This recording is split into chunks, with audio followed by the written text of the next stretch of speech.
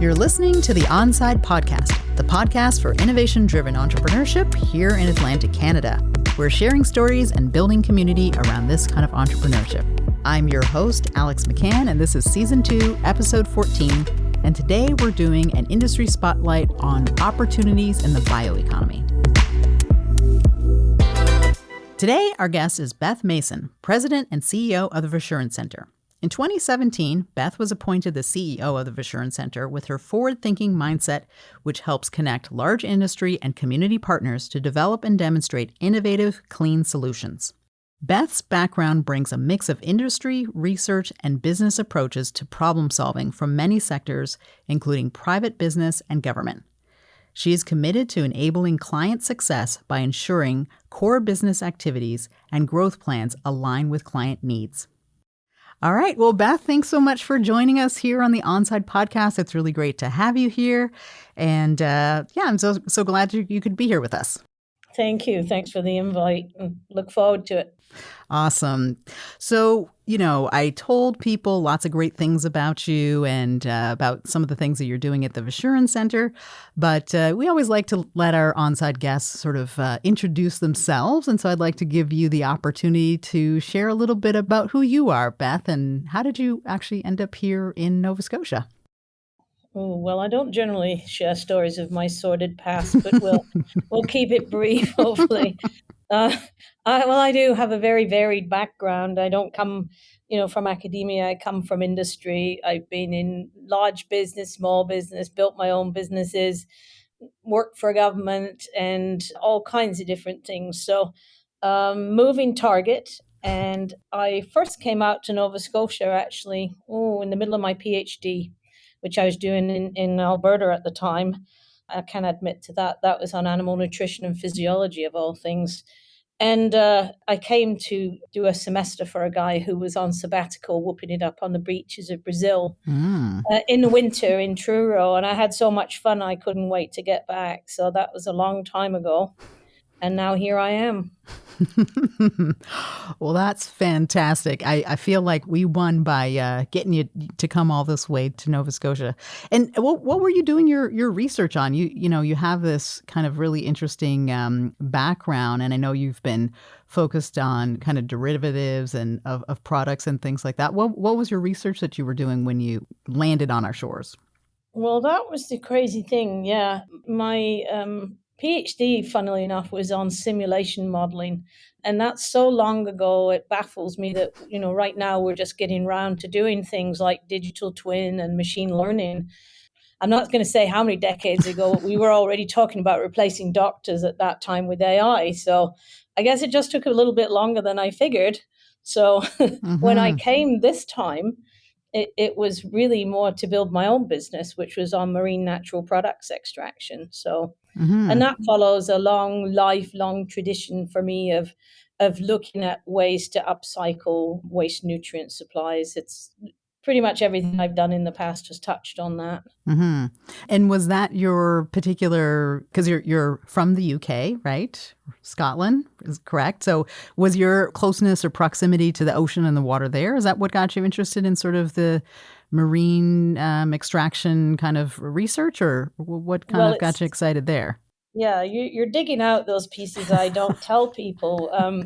When I went to university in Scotland, most of my cohort already owned farms and were dairy farmers or arable farmers in Fife. So I was in Edinburgh. And so I thought, well, I'm not going to do the same as everybody else because then I won't get a job and they've already got farms. So I went actually into hog nutrition. So, and it's kind of from there that it all kind of manifested. So when I met my husband in Canada, he had a hog farm and we basically took it from 100% bought food, ingredients from the prairies, to about almost 70% byproduct ingredients. So, it's always been one of those things where, to me, there's no such thing as waste. There's a nutrient supply that can be recycled, upcycled, and made into higher value. So why would we even think about wasting anything? Oh, that's really interesting. I didn't know about that kind of early foray and kind of That's a really interesting sort of entry into the kind of what we're going to be talking about today, which is around the bioeconomy and waste stream valorization and all kinds of really great things. But I didn't realize you had this personal experience of trying to create that for your own company and farm and business with your husband. And was that difficult to implement when you were doing it with your own farm, with your hog farm, or? It's like all companies. I mean, people tend not to think about farmers and food production as a business. It's like you're a carer for the environment, and they don't look at it as a business venture. But, ours definitely was. Like every producer I've ever met has been an innovator and has an off-site business. If you look at statistics in Canada, I think something like 90% of farms have off-farm revenue sources to keep them going. Mm-hmm. So, I mean, you have to innovate. So, I mean, even there, it was bucking a trend in BC where ours was to start manufacturing your own food for livestock. So we did that, and we went one step further and created a business and distributing co-products from the food sector in Greater Vancouver region. Just a glamorous way of saying you were a trucking logistics company with a secret knowledge of nutrition. So everything we did, again, I think you come around to innovators. Farmers are some of the best. And it kind of comes back to that necessity is the mother of invention. Mm-hmm. We wouldn't have survived the downturns in the hog industry had we not replaced all that purchased material with co-products. Mm-hmm. Yeah, absolutely. And I think that that's something that's, a lot of people who are in the agriculture sector or farmers or other folks are really looking for is like, what are those value added opportunities that they might know that are out there, but they just may not really understand how they can take advantage of that. So I have a question. How did you then move from doing this for your own business and, having your specialty logistics company and creating all these other co-products or byproducts that you were able to feed back in? How did you move from that into doing more of the research? Because you also have a industrial research background as well. Is that what happened when you kind of moved to Nova Scotia and to Truro? Did you make that kind of leap from the managing and of your business and your farm and then moving into kind of a more innovative look at sort of bioeconomy stuff? Or how did you make that leap? I'd always worked wherever I was doing any sort of applied research, always worked with, an academic institution, because generally they had those early stage tools to be able to dig deeper than we could in terms of direct application. So it wasn't new, and coming here, we'd already established a supply of marine ingredients and a knowledge that, looking in the literature, basically, that there's really nothing more potent than marine natural products. And so the West Coast had a supply. And when I came out here, it was quite clear the East Coast has a supply of much underutilized marine resources. And so combining that knowledge of functional molecules and nutrition with supply and logistics and business creation is really what I came to do. Mm. And then somehow managed to be in charge of the Assurance Center. Just, somehow, just had the right combination of skills. Well, let's talk about the Assurance Center. But before we do, maybe for some of our listeners who, this might be the first time that they're kind of hearing about the bioeconomy, how would you describe the bioeconomy? Like, what is that? Oh, probably heard my definition before, and that is all things that you can make from petrochemicals, you can make from a biological source. A petrochemical is basically a carbon chain and then is refined, and carbon exists in basically all our primary commodities that we produce across Canada, whether that's forest biomass, whether that's pea starches from cereal crops, or whether that's, methane from gas production. They're all carbon sources. You can break any carbon source down into a C5, C6 molecule, and that's actually wonderful food. It's sugar for microbes. So in the last 10 years, we've seen kind of a revolution in engineering biology. And now you basically can take a little slave microbial or yeast or algae and make it produce from those sugars any of those things that you can make from petrochemicals. Mm-hmm. And that pretty much touches everything in our lives. So many sectors, from food, ingredients, flavors, functional molecules, nutraceuticals, green chemicals, bioplastics, cosmetics, everything you can think of. And some people are probably surprised how much petrochemical Mm-hmm. ingredients are out there. Mm-hmm. All that can be replaced, and that's the biomanufacturing sector. Awesome. Well, I think that's really exciting. I think I read, this is a while ago, I think Coca-Cola might be the largest user of bioplastics, in the world. And if, a company like Coca-Cola can replace just a fraction of the amount of petrochemical-based plastics that they're producing with plant-based or other kinds of sources, it can make a huge sort of environmental impact, and that's really important. That's really important. So why don't you tell us a little bit about the Vashurun Center? Because you said you randomly, just happened to, have the right combination of, life lived experience, on the farm experience, research, and other experience around marine. How did you end up at the Vashurun Center, and what is the Vashurun Center? Oh, yeah, I came out to build my business, but I met our founder when I came here, and was convinced that in Atlantic Canada there was incredible potential, somewhat untapped, to grow the bioeconomy. And so I did work. I built the bioprocessing side, which basically gave us a fermentation base, which then we expanded into biomanufacturing. The VC, as we call it, I call it the little engine that can. So it's based on the premise that, we need to move fast. We have to start small, but we should aim big. And that's what we do. So it is a not-for-profit organization that behaves like a grown-up business in the service sector.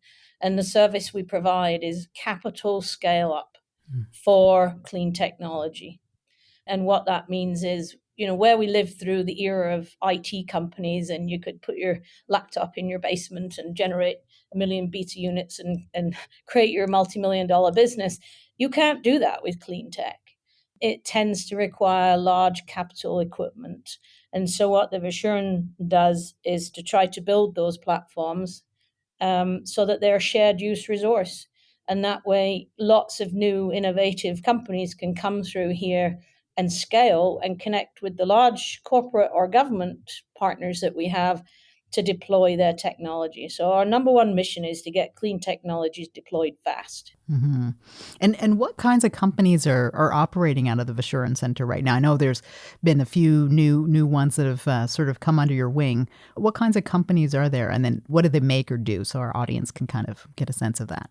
Yeah, there's sort of two main divisions that we have. The one is, and I split them into, scope 1, scope 2 emissions when it comes to our mission to decarbonize our economy.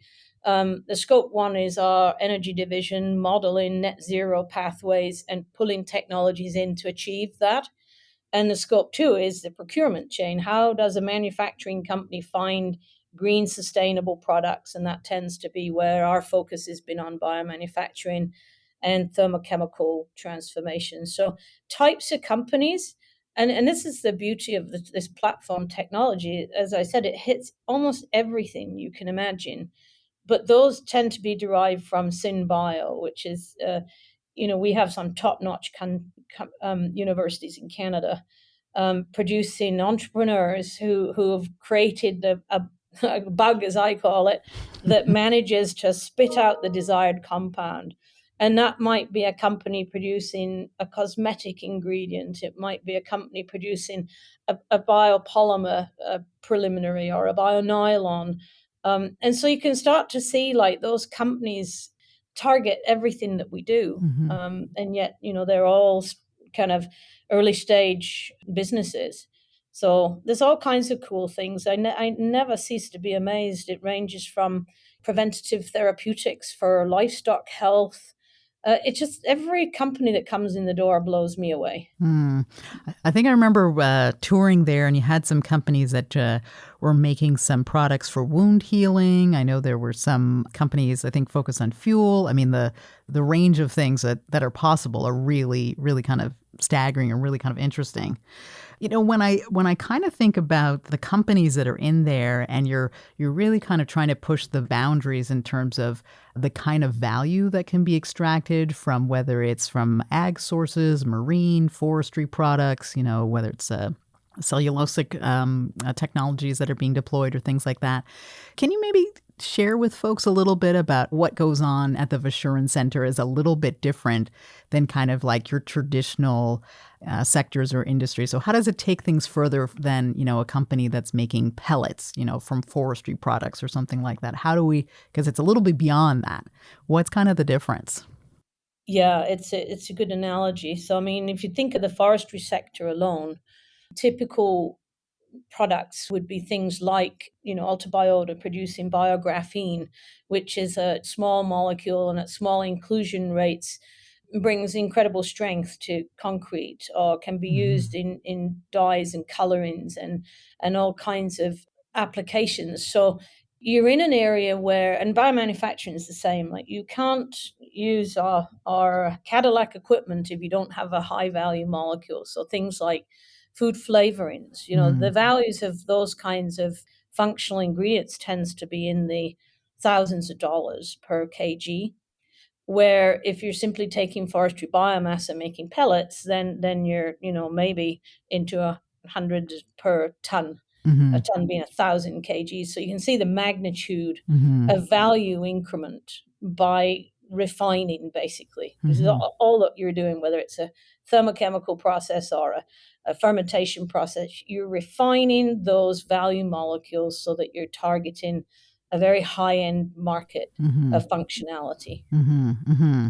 Yeah, and I think that that's that level of specialization, and I guess maybe the flexibility in which the things can go into. I'm always impressed, that from the same source of material, you can develop a flavoring, a fuel, all kinds of additives, and so I think it's, as the demand for inputs, whether it's in the biotech space, or I definitely know, I'm a woman, and, I like to, wear cosmetics sometimes. Like, people really demand really high purity, high grade ingredients that go into cosmetics or topical ointments or things like that. Things that demand a very high price and purity and level of efficacy. And I think those are the kinds of things that can be derived from these kinds of processes. Yeah. Mhm. Yeah, and I mean, the thing about the Assurance Center is not only can we help those companies produce enough at scale for clients to test, and therefore, let's say take cosmetics, you need enough to do a test run before a cosmetics company is going to buy that product. That's where scale is Hmm. critical. So it's critical in getting enough product out to the market to test. And that test then is critical in generating the next level of investment. So, I mean, Hmm. one of the things to remember about the companies coming here is that not only do they build a team and they build their own jobs, but they attract an awful lot of investment to be able to get to that stage where you trust it Hmm. and it's being used by a large company that everybody would know the name of, right? Yeah, interesting, interesting. And we talked a lot about the companies that are there, that are they're piloting and scaling and trying to build their teams. But what are some of the challenges that you're seeing kind of in Canada's bioeconomy, or in bioprocessing in Canada, or in Nova Scotia? Are there some things that are sort of blocking these types of companies that you either have at the Vashurn Center or others that are across Canada? Because Canada's we're very resource blessed, I would say. And so whether it's from canola to a marine, or algae, all these things, we're very resource blessed. But other than the actual resources themselves, like, are there some things that are kind of getting in the way for that would prevent these companies from growing and scaling? Yeah, there's, in clean tech, there's some commonalities for businesses' growth to scale, and they're common across all those sectors. Number one is capacity. Mm. Like, capital cost of equipment is prohibitive. So it doesn't just need a laptop, right? So that's, how to finance that in an efficient way. And that's why our open access model, I think, is attractive, in that every company then doesn't need to find, Hmm. $1 million to put this reactor in when they only need it for this phase. So, you're making efficient use of capital. So, when you look at what we're building in the 10,000 litre capacity, there is only one other vessel that size in Canada.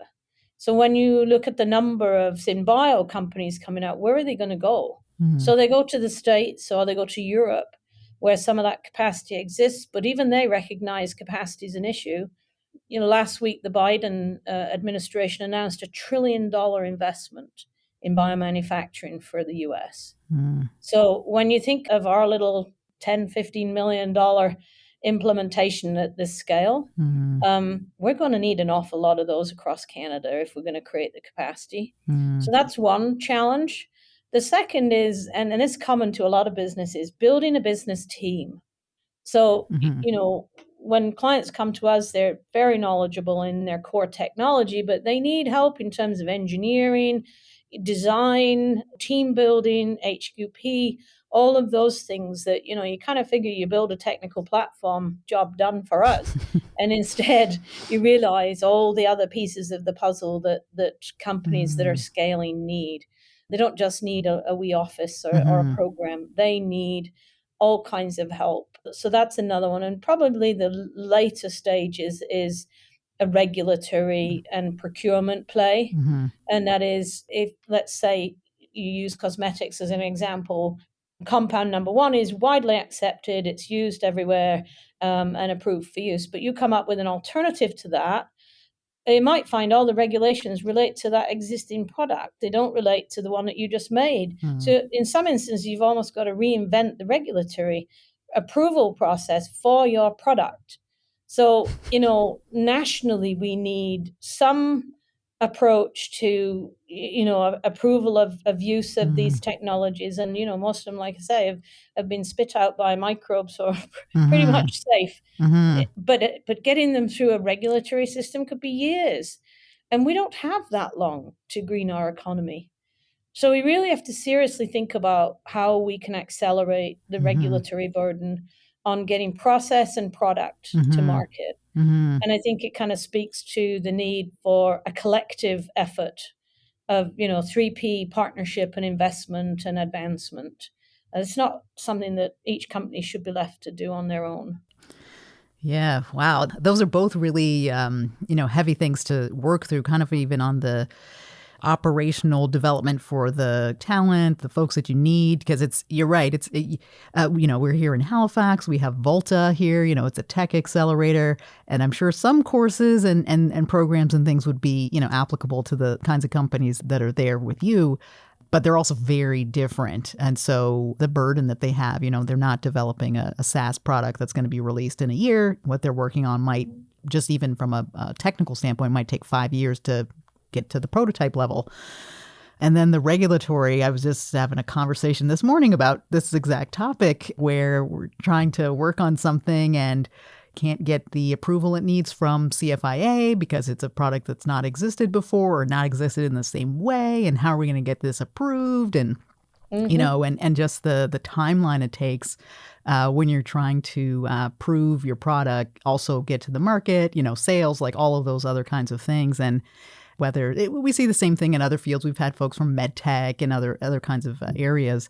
And, as from a consumer standpoint or Health Canada standpoint or from these others, you want things to be safe and efficient. Nobody wants a product in the market that's going to hurt people. But when you're on the cutting edge, making sure that there's processes that are in place that can be complementary or, move things along. And especially, I guess, what I'm kind of hearing is that the U.S. in particular is going to be making this huge investment. And there's a little bit of a risk that if we don't double down, our companies are going to be, attracted. Because we're really great in Canada at, that early stage. We're pretty good. It's like we're world known. We got great research facilities, all that good stuff. We get to a certain point, and then you kind of plateau. And then if you keep going, you want to stay.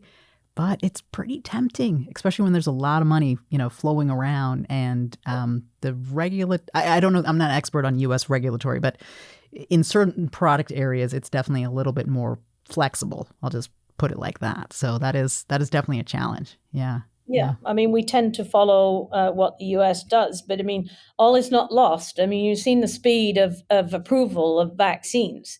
by a collective effort. We really need to do that for things other than vaccines now. We know it can be done, and we know it's going to move faster if you do it together. So that's all we've got to do. And then, from the perspective of losing companies, if we build technology platforms here, if we build capacity here, the venture funds are coming. They're already coming here.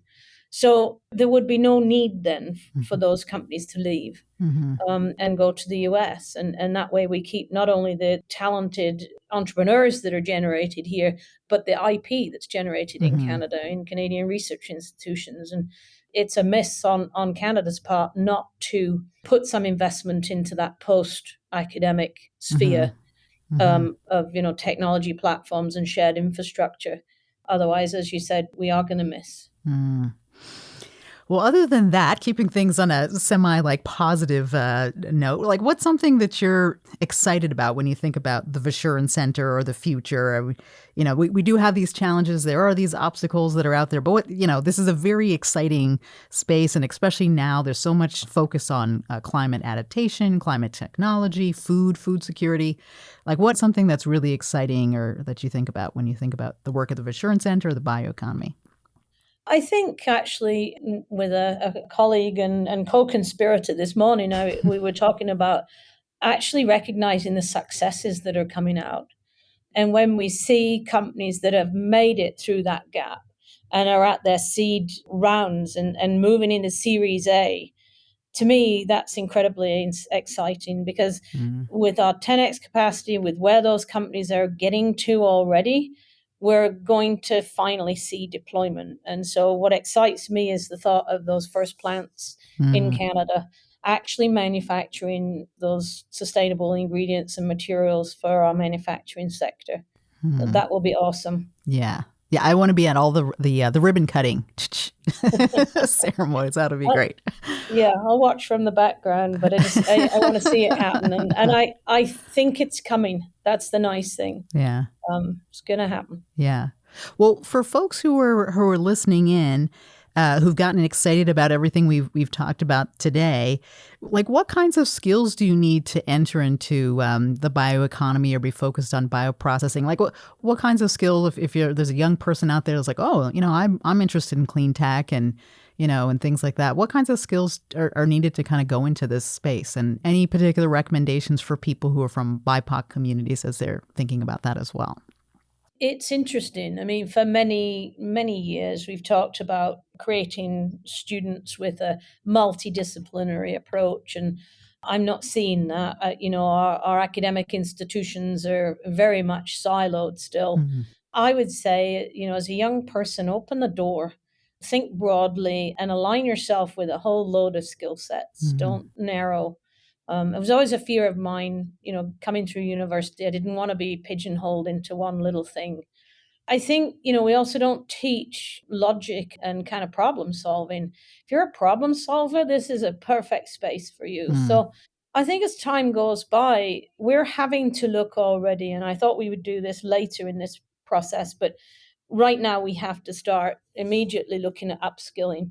So for downstream extraction engineering, we're pulling from the oil sector because those guys have technical, hands-on, at-scale knowledge on extraction equipment. We have an incredible diversity in our fermentation technology people who operate.